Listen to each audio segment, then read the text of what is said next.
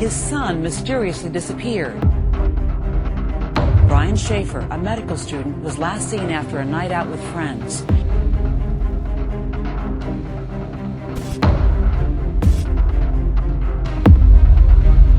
He disappears without a trace. On the night of March 31st, 2006, a 27-year-old medical student walked into a crowded bar in Columbus, Ohio.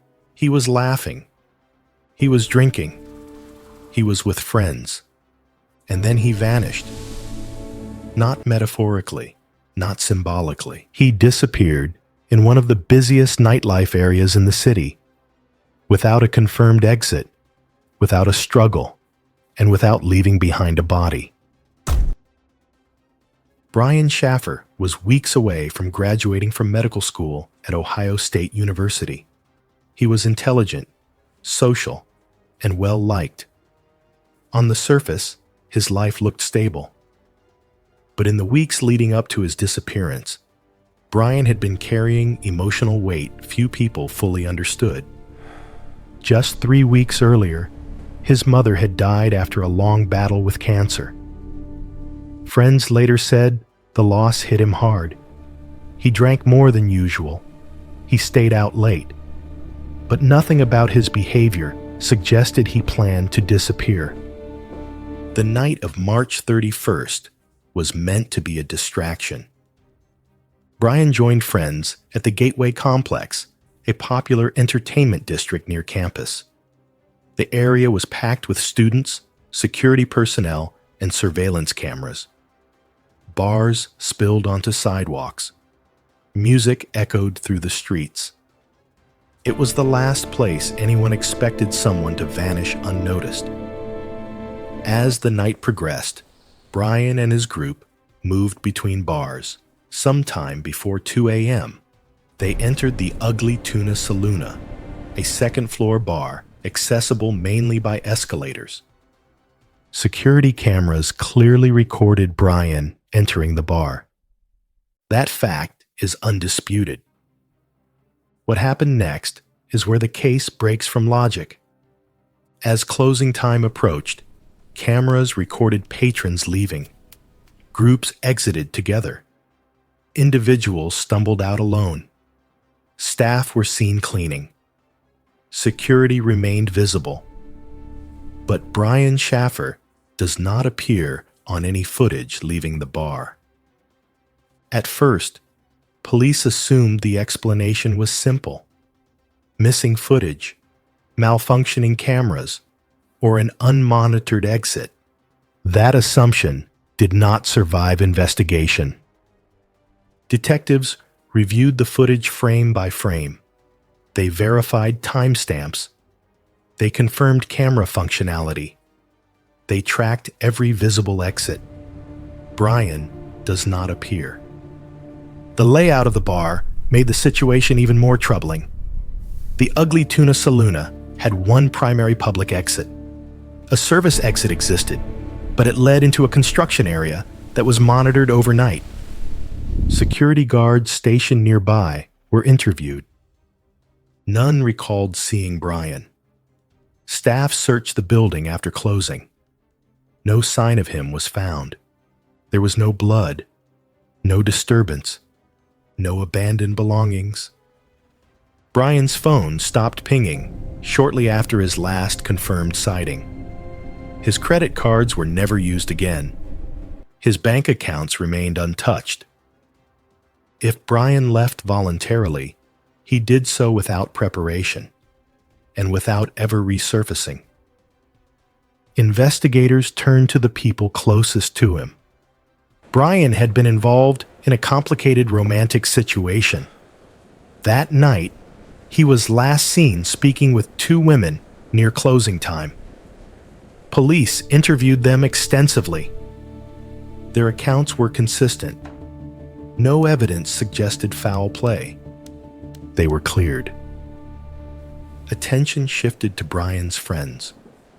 One failed a polygraph test, but polygraphs are unreliable, and no physical evidence supported suspicion. He was also cleared. The investigation stalled.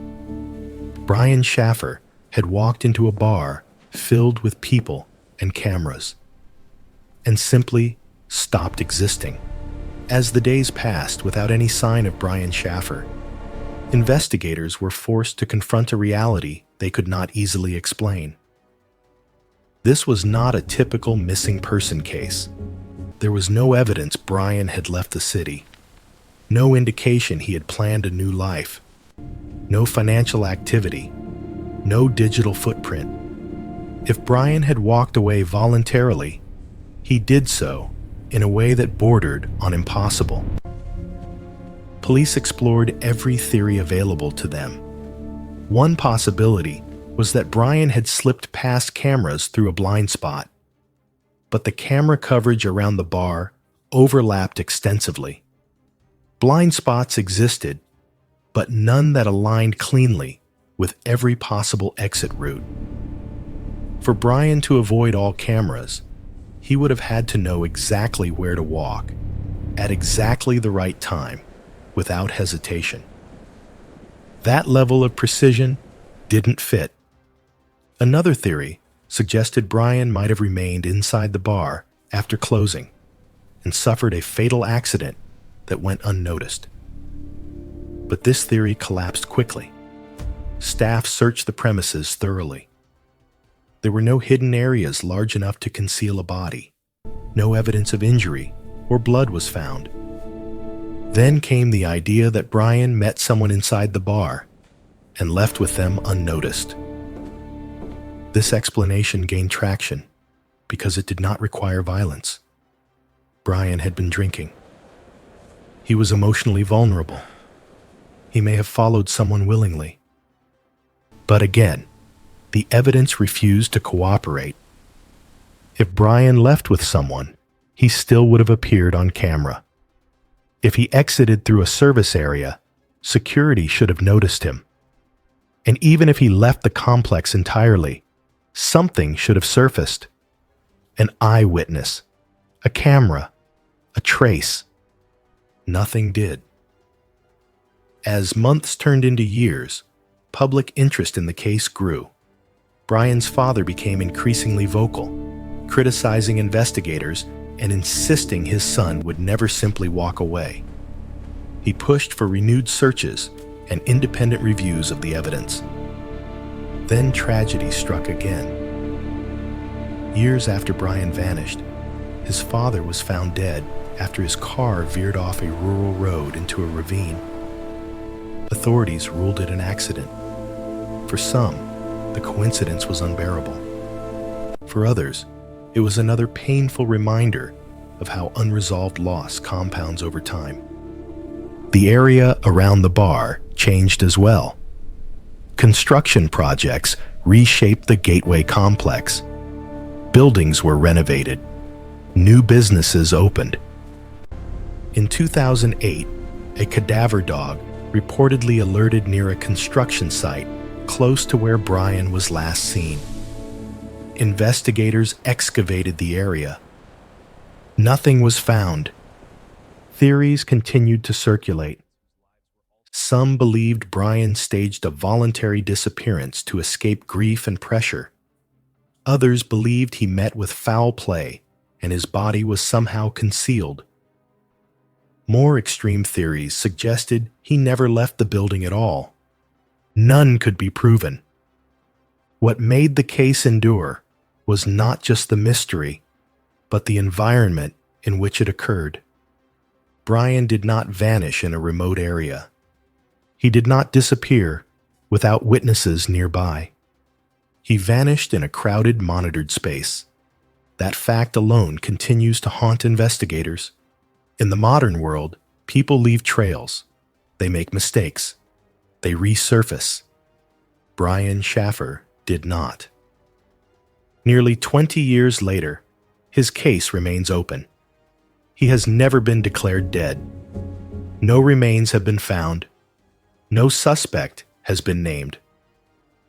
And the question that defined the investigation from the beginning remains unanswered. How does a man walk into a bar surrounded by people and cameras and simply disappear? Not quietly, not gradually, but completely.